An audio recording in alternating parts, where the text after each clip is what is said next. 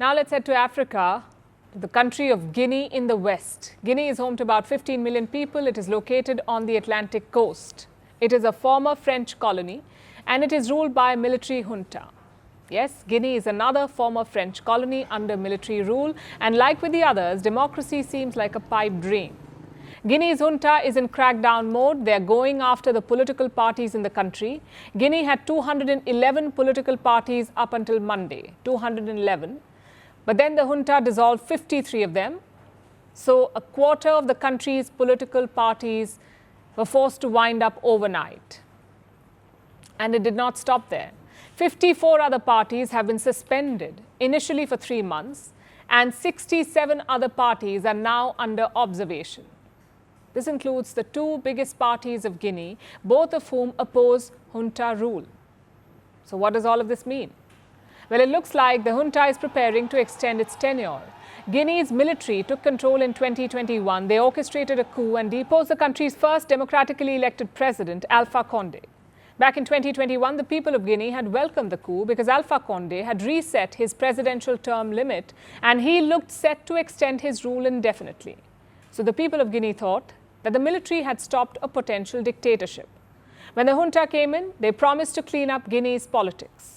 They said they would hold elections by 2024 and they promised that the junta leader would not stand for elections. This is Guinea's junta chief, General Mamady Doumbouya. He led the 2021 coup. He is a Guinean-French dual citizen and he's married to a member of the French armed forces. I'll let you decide what to make of that. Doumbouya took control of Guinea in 2021 and he promised that this would be temporary. From all consultations at all levels since the beginning of the transition, with all groups of society, from all Guineans wherever they are, the median proposal that emerged is a transition of 39 months. Back then, a lot of Guinean people believed this. But we are now entering the last 2 months of 2024 and the junta shows no signs of giving up power. Instead, they are busy hounding Guinea's political parties. Earlier this year, the junta suggested that the election would be postponed to at least 2025. But before that, the junta plans to hold a referendum to change Guinea's constitution. There has been little progress on that front so far.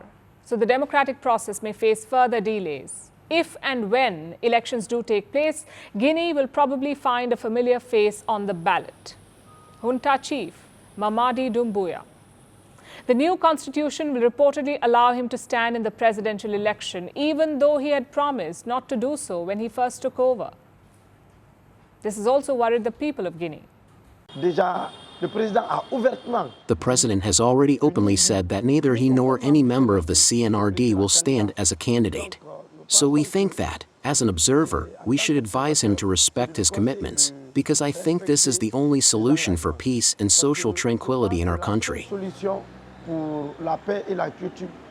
junta has already been in power for 3 years and they're in no hurry to hold elections. Guinea's political parties are facing a crackdown and the junta chief is preparing to run for president. It is the same old story. The same thing has played out in a number of countries all over the world. Chad, Egypt, Myanmar. Military juntas never seem to give up power once they acquire it.